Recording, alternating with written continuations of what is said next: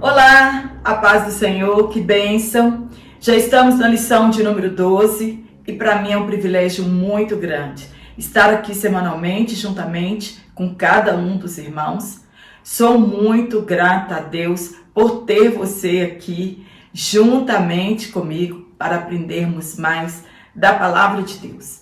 Para você que está aqui pela primeira vez, sejam todos bem-vindos. Sou Jane Martins de Souza, professora e superintendente de Escola Bíblica Dominical. Fique comigo até o final desta aula e juntos nós vamos aprender bastante a respeito desta família maravilhosa, que é a família de José e Maria e de Jesus e os seus irmãos.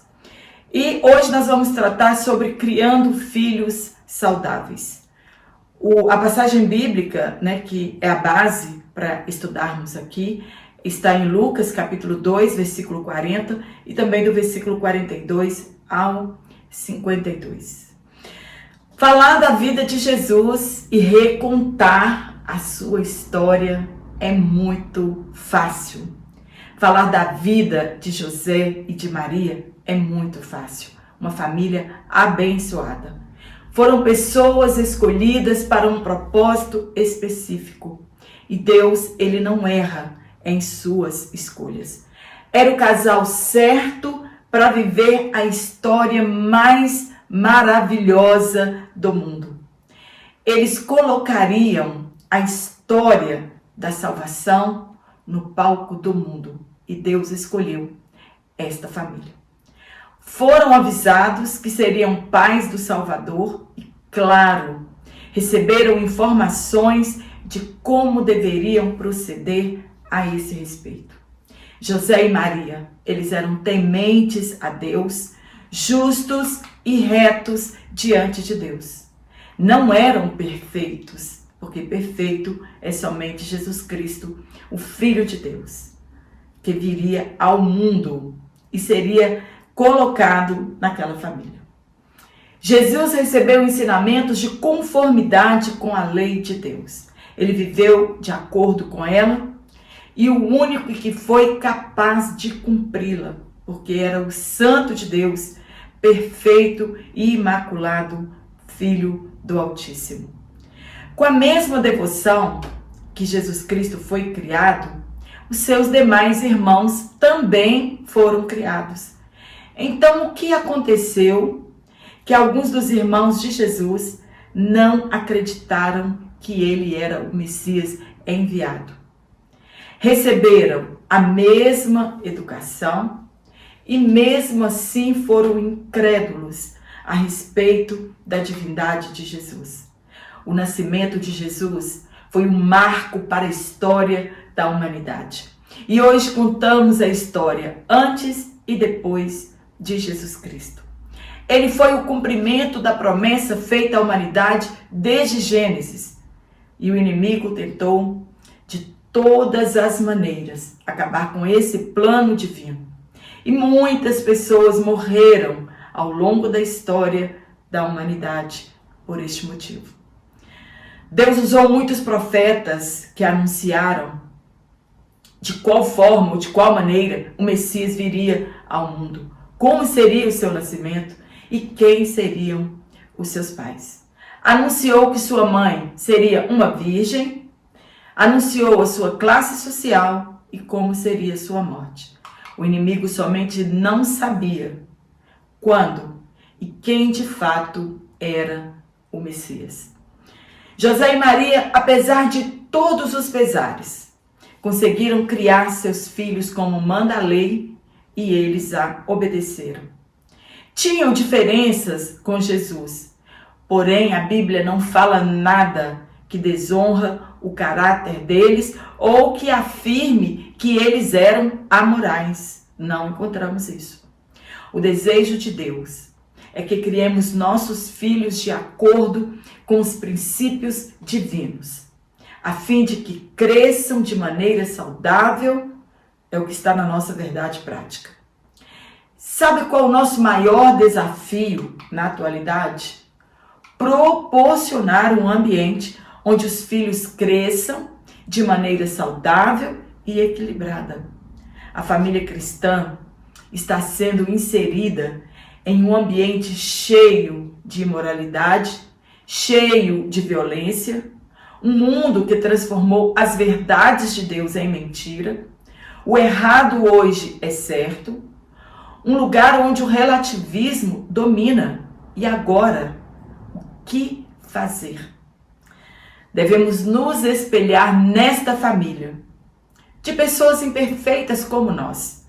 José e Maria, eles não eram perfeitos, mas eram pessoas decididas a viverem segundo a palavra de Deus, a cumprir os mandamentos divinos e cumprir os propósitos divinos. Aprendemos na lição de número 9 com Davi o que não devemos fazer na educação dos nossos filhos se quisermos ter sucesso familiar. E hoje aprenderemos com José e Maria o que devemos fazer se quisermos ter sucesso espiritual em nosso lar. O ambiente ele interfere sim muito na criação dos nossos filhos. Quanto mais tementes forem os pais, mais nossos filhos conhecerão a Deus. Os exemplos dos pais falam muito alto no crescimento dos filhos. Pode ser que não sigam a nossa fé, mas nunca poderão dizer que foi o nosso exemplo que os levaram para longe de Deus. Davi foi omisso em suas atitudes como pai, enquanto José, mesmo sendo pai adotivo de Jesus, criou seus filhos na lei de Deus. No tópico 1, nós vamos falar sobre uma família normal. Alguém pode pensar que por Deus escolher algumas pessoas para propósitos específicos, tudo irá dar certo na vida daquelas pessoas. Maria foi a mulher escolhida por Deus para ser a mãe do Salvador. Se fosse hoje, algumas pessoas iriam querer isso para terem fama e ganharem visibilidade, pois seriam os pais do Salvador. Todo chamado tem um preço. Todo propósito tem um processo. E o daquele casal não foi nada fácil. Maria, ainda jovem e desposada com um jovem também, estavam noivos e de casamento marcado. Quando, no judaísmo, o casal estava noivo, o prazo para a celebração do casamento era de 1 ano. O noivado no judaísmo, ele já era considerado um casamento. E para desfazer este noivado, era necessário o divórcio. Maria recebe a visita de um anjo que diz a ela que em pouco tempo seria visitada por Deus e que seria gerado no ventre dela, por obra do Espírito Santo, o Filho de Deus, Jesus Cristo.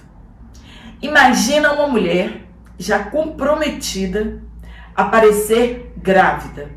Seria apedrejada com certeza. Como explicar algo sem explicação? José teria que ter fé suficiente para crer naquela gravidez de uma mulher virgem. E José, que era justo e não queria infamar a Maria, ele planejou abandoná-la secretamente. Deus não permitiu. E o mesmo anjo apareceu a ele em sonhos, lhe dizendo que o que foi gerado no ventre de Maria era obra do Espírito Santo e eles seriam os pais do Messias. José, um homem temente, aceitou ser o pai adotivo de Jesus e de obedecer a ordem de não tocá-la enquanto o bebê não nascesse. Posteriormente, se relacionou sexualmente com Maria e tiveram outros filhos. Há quem explore e queira argumentar e queira perpetuar a virgindade de Maria, que José era viúvo e já possuía outros filhos mais velhos e que Maria realmente não tivera mais filhos. a Bíblia afirma que José não a conheceu, entre aspas, até que deu à luz a seu filho, Jesus. Tudo na vida daquele casal era cumprimento da palavra de Deus. E eles foram fiéis até o fim. Quando este casal aceitou a missão de cuidarem de Jesus, abriu-se a oportunidade de o Verbo de Deus habitar entre nós. Quando fugiram para o Egito, quando voltaram do Egito, quando foram para a Galileia e decidiram viver em Nazaré, tudo foi cumprimento das profecias acerca de Jesus e a obediência de José, ao dar ouvidos às ordens do anjo através de sonhos. No ponto 1, dados gerais da família de Jesus. José e Maria eram descendentes da tribo de Judá e José era da linhagem de Davi. A lei não permitia que as pessoas se casassem com pessoas de outras tribos para que a herança das tribos passassem para as outras tribos, então eles perdessem parte das suas terras, né? Isso foi a lei que foi modificada no caso das filhas de Zelofeade. Então, a partir dali, então, as pessoas poderiam casar somente entre si, na mesma tribo. No ponto 2, os filhos de José e Maria depois de Jesus. Para a Igreja Católica, a virgindade de Maria é um dogma, isto é indiscutível. A lei prescrevia que todo filho primogênito era consagrado a Deus. Portanto, deveria ser apresentado no templo ou poderia ser em casa mesmo, não era regra ser apresentado no templo. Não mais oferecido para sempre ao serviço sagrado. Pois Deus havia aceitado os levitas em lugar de todo filho primogênito de um casal. Mas deveria ser feito um sacrifício para o resgate do mesmo, e foi o que fez aquele casal. Foram ao templo oferecer a oferta de purificação de Maria, que era considerada imunda quando ela tivesse um filho, e depois disso iria ao templo e apresentaria um sacrifício de acordo com as suas posses. Como eram pobres, a oferta foi de 2 rolinhas. Somente esta passagem de irem oferecer o filho primogênito já desmonta a ideia de que não tiveram outros filhos, ou que Deus aprisionaria a José ao estado de eunuco junto à mulher que escolheu para dividir a sua vida inteira. Os irmãos de Jesus, segundo a Bíblia, foram estes: Tiago, José, Judas, Simão e pelo menos mais uma irmã, que a Bíblia fala, e as suas irmãs. Apenas entre eles, 2 tomamos conhecimento que após a morte de Jesus, seguiram os seus passos. Tiago, que foi muito importante na igreja primitiva, um grande líder da igreja, escreveu um livro com o seu nome, e seu irmão Judas, que também teve um livro de sua autoria. Não acreditaram ser Jesus o Messias e por isso o desprezavam e tratavam com desdém o ministério terreno de Jesus. No tópico 2, o modo de criação de Jesus. Ponto 1, Jesus, o Filho especial. Você tem noção a honra de José e Maria terem sido achados aptos para criarem a Jesus Cristo, o Filho de Deus? Mesmo Jesus sendo Deus, ele teria um processo normal de crescimento, precisaria de pais que o educasse segundo a lei de Deus, que o amasse e o preparasse para seu futuro. Jesus era uma criança como todas as outras. Se desenvolveu como pessoa, porém ele era especial. Ele nasceu com um propósito: salvar a humanidade. E seus pais deveriam preparar-lhe e também aos seus irmãos. A Bíblia ela não se preocupa em dar-nos detalhes da infância, da adolescência ou da juventude de Jesus. É um mistério para todos nós. O pouco que conhecemos é o que a Bíblia nos revela e é o suficiente. Jesus não foi mais amado do que os outros irmãos, apesar de ser um filho especial. O casal não desprezou os seus outros filhos. No ponto 2, a infância de Jesus. Nunca entenderemos por que Jesus nasceu de pais pobres, porque o plano foi esse. A dificuldade dos judeus em crer em Jesus foi por ele não ter um palácio real, não ter um nascimento nobre e o de não devolver a Israel o reinado. Quem poderia imaginar que uma criança nascida em uma manjedoura, não por opção dos pais, não tiveram alternativa? Jesus foi circuncidado ao 8º dia, segundo a lei. Era necessário cumprir a lei. Depois, juntamente com a mãe, foi apresentado como o costume exigia, Maria para a purificação e Jesus como filho primogênito precisava ser apresentado. Tudo na infância de Jesus que aconteceu, e sabemos, foi para o cumprimento das profecias. Cresceu e dispensava cuidado como toda criança. Nunca penetraremos os mistérios que envolvem a infância de Jesus. Mas à medida que ele cresce, aumenta em força e está cheio de sabedoria, cheio de graça. E ele então recebe insights sobre a vontade de Deus e seu governo. Desde cedo, ele já tinha consciência sobre sua missão. No ponto 3, a adolescência de Jesus. Lucas registra um incidente nesta fase da vida de Jesus e, claro, de grande importância.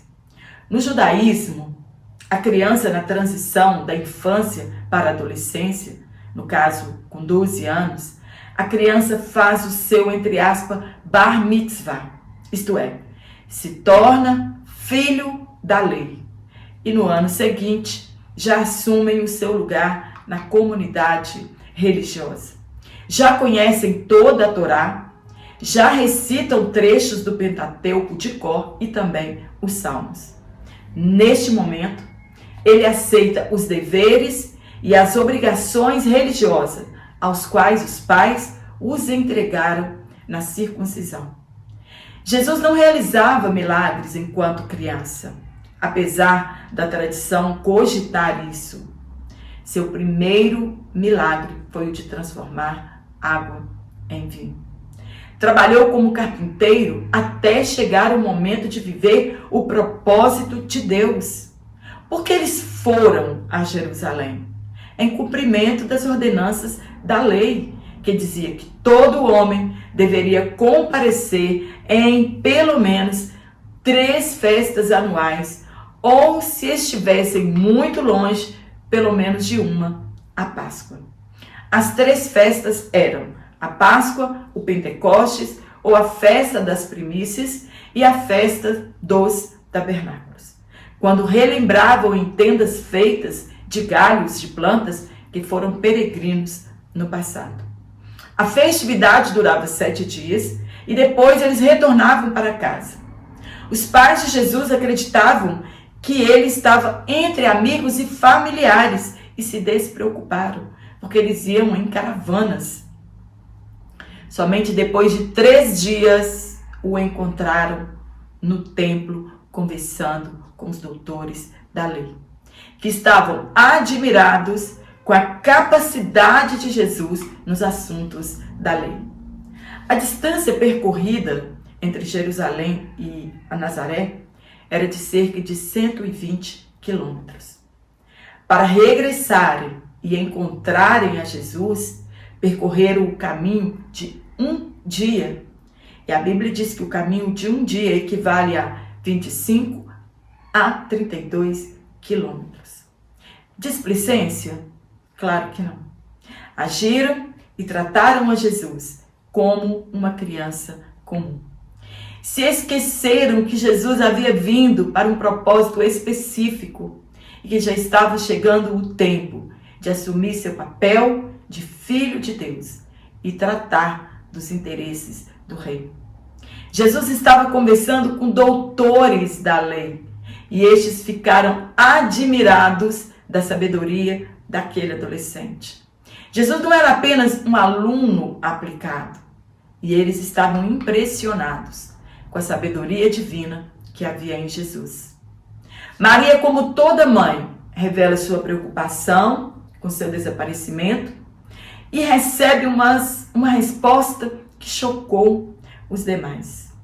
Disseram que estava no lugar certo e que eles deveriam imaginar isso. Ele estava cuidando dos assuntos na casa de seu pai, o templo. Jesus aqui ele afirma sua filiação única, ele era o Filho de Deus e Maria e José precisavam entender a sua missão. A partir daqui, Jesus tem a sua consciência messiânica, tem a consciência de sua pessoa e missão. Sabia que era 100% Deus e que também era 100% homem. Jesus não fica orgulhoso disso. Ele não afronta os seus pais. Ao contrário, obedece e volta para casa com seus pais. A Bíblia diz que era-lhes sujeito. E sua mãe guardava estas coisas no coração. Eles não sabiam quando se dariam essas coisas do cumprimento do plano da salvação. No ponto 4, a juventude de Jesus.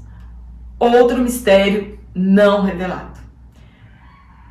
De 12 a 30 anos de Jesus, a Bíblia não revela nada dos acontecimentos. Então, do que aconteceu na vida de Jesus, dos 12 aos 30 anos, nós nunca saberemos. Jesus somente reaparece em cena quando foi para ser batizado por João Batista e assim iniciar seu ministério terreno. Isso com 30 anos. Aprendeu a profissão do pai, era carpinteiro e infelizmente ouvimos tantas heresias de que Jesus era milionário, tinha casa na praia, pois ele fazia móveis em um piscar de olhos. Pode ter sido ele que sustentou a família até aquele ponto e depois deixou tudo para iniciar seu ministério como Salvador. Jesus capacitou 12 homens que a seus pés aprenderam os mistérios de Deus e foram treinados para continuar a fazer o que Jesus começou. O que nos deixa triste é que Jesus, com 12 anos, já assumia sua responsabilidade na religião e conhecia os mandamentos divinos.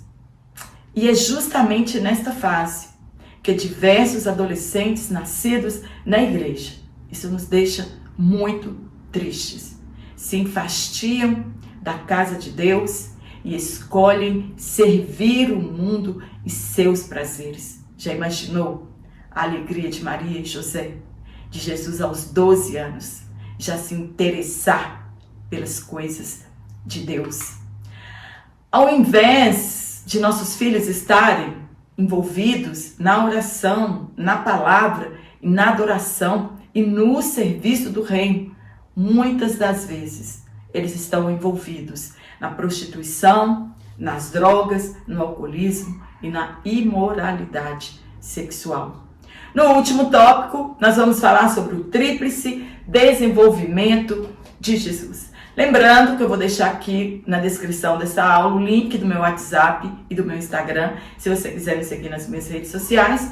E se você quiser adquirir o PDF desta aula, vou deixar aqui como você faz para entrar em contato comigo. Jesus, ele crescia em sabedoria e em estatura e em graça para com Deus e os homens. Um crescimento normal como pessoa e um desenvolvimento perfeito para com Deus. A sabedoria e graça somente Deus pode dar a alguém. E não a adquirimos se não estreitarmos nosso relacionamento com o Pai. E era isso que sempre encontramos Jesus fazendo, orando. Não tem graça sem oração. Não tem sabedoria sem oração. Por isso agora nós entendemos por que Paulo escreveu, abre aspas, até que todos cheguemos à unidade da fé, ao conhecimento do Filho de Deus, a homem perfeito, à medida da estatura completa de Cristo.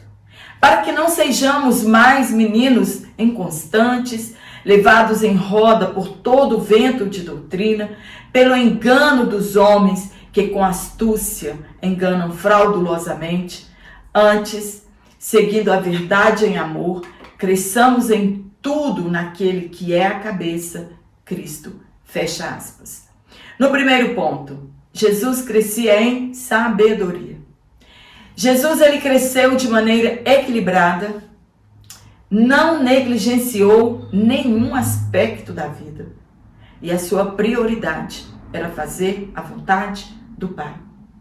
Aos 12 anos, já tinha consciência dos mistérios divinos. Talvez ainda ele não fosse onisciente, mas a sua sabedoria perturbou o mundo daquela época.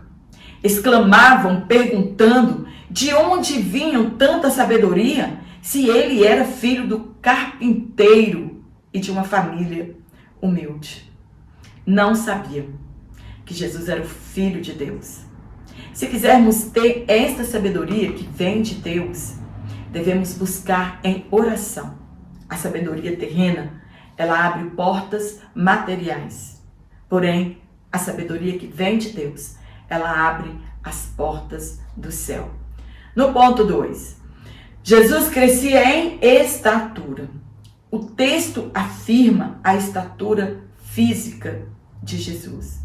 A beleza, nós sabemos que ele não teve, pois o profeta Isaías o descreveu como um judeu sem aparência, não tinha beleza para que não fosse desejado, mas ele tinha o que todos nós precisamos ter. Sua estatura era mediana e chegou aos 30 anos, preparado para cumprir os propósitos divinos. Também se fortificava cada vez mais como o único Filho de Deus. No ponto 3, Jesus crescia em graça diante de Deus e dos homens. Tradicionalmente, a graça, ela tem sido definida como um favor imerecido, mas ela é muito mais do que isso. A graça é o poder de Deus disponível para nós que cremos, dando-nos a capacidade de fazer e ser o que Ele quer que façamos e sejamos. Jesus tinha essa graça. Recebeu a capacidade de fazer tudo o que Ele foi destinado a fazer aqui na terra. E foi o que estava ordenado para que fosse aqui na terra. Com esta graça, você vive o que Deus planejou para você. Precisamos da mesma graça que estava em Jesus.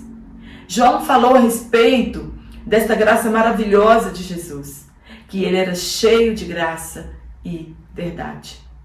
Não adianta ter graça somente para com Deus. Também devemos ter a mesma graça para com as pessoas.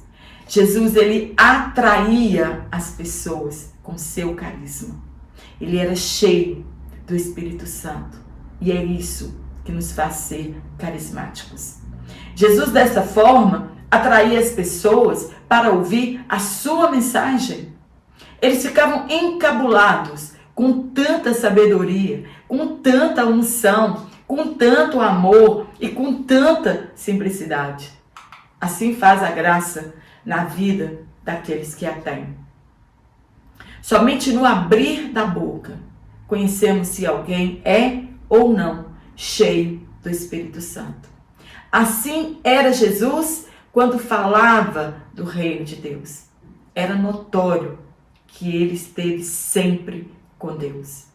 No ponto 4, lições importantes.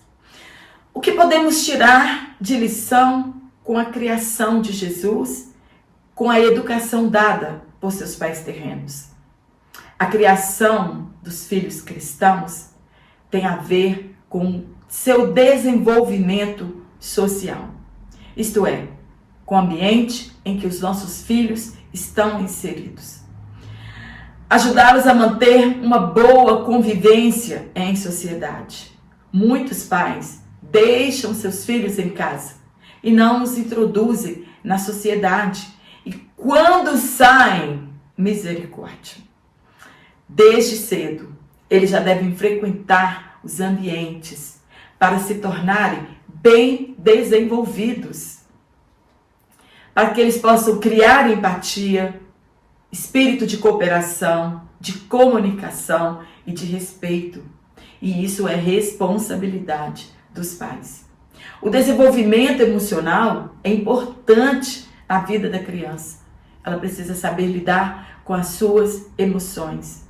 Saber receber um não da vida ou um sim, sem que isso perturbe a sua mente. Sem que isso perturbe o seu coração. Ou desequilibre a sua personalidade. Jesus ele foi treinado para lidar com as suas emoções, pois era 100% homem. Devemos criar nossos filhos para as intempéries da vida e principalmente para o desenvolvimento espiritual de nossos filhos.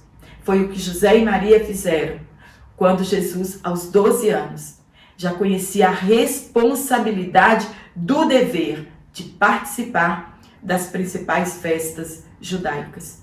É nosso dever desenvolver o lado espiritual dos nossos filhos. Oração, jejum, leitura da palavra de Deus e comunhão com Ele. Mesmo que tenhamos filhos mais especiais, como no caso abordado aqui, não podemos preferir um ao outro.